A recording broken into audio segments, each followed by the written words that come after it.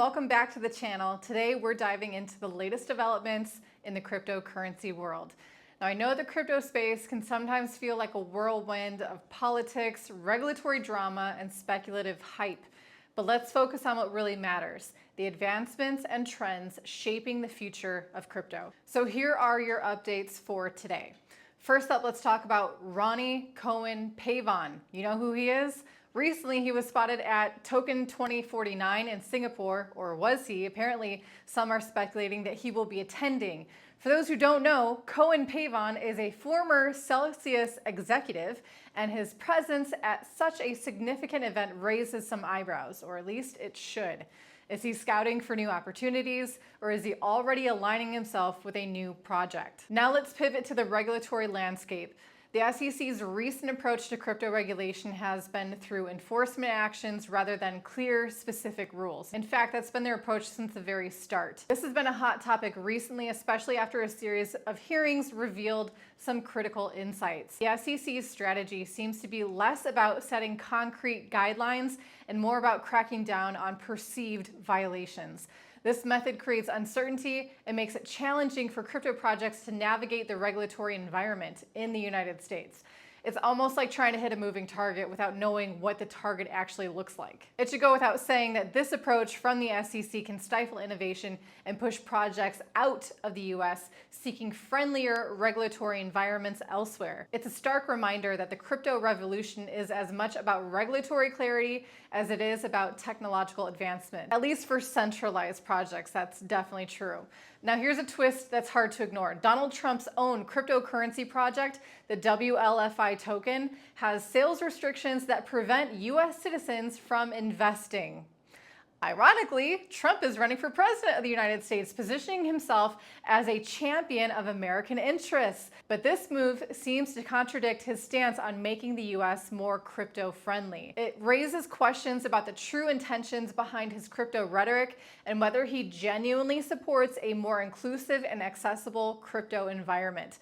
The situation highlights the gap between political promises and actual practices, reminding us to remain critical and informed about the motivations behind high-profile crypto endorsements.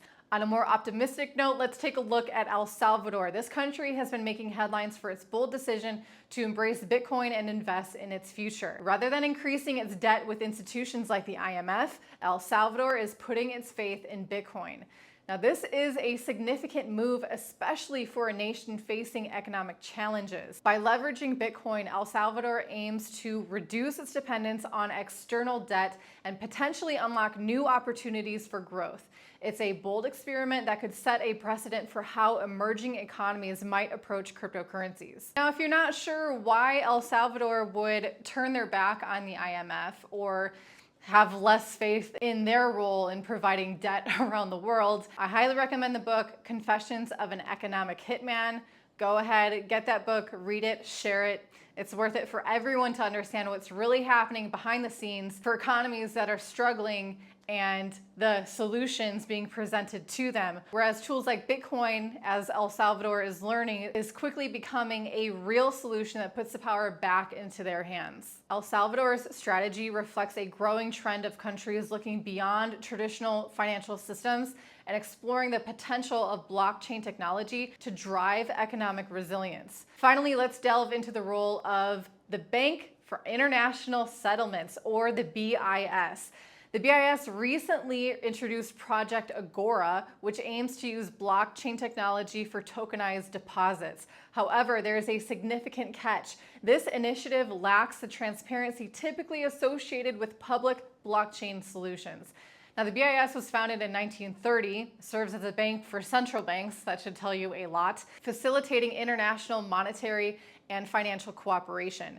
Its new project seeks to integrate blockchain's efficiency into traditional banking systems, but raises concerns about transparency. It's a classic case of trying to innovate while keeping existing structures intact, the same structures that give them the power. While the BIS's move could streamline certain processes, it also underscores the tension between blockchain's potential for transparency and the conventional financial system's desire for control and confidentiality. Now, as always, we all need to stay informed and question the status quo. We got to keep pushing the boundaries of what what's possible with cryptocurrencies. If you enjoy this video, don't forget to hit like, subscribe, and the bell notification so you can get updates for all future content on this channel. If you have thoughts or questions on today's topics, drop them in the comment section below. Thanks for tuning in. I'll see you next time.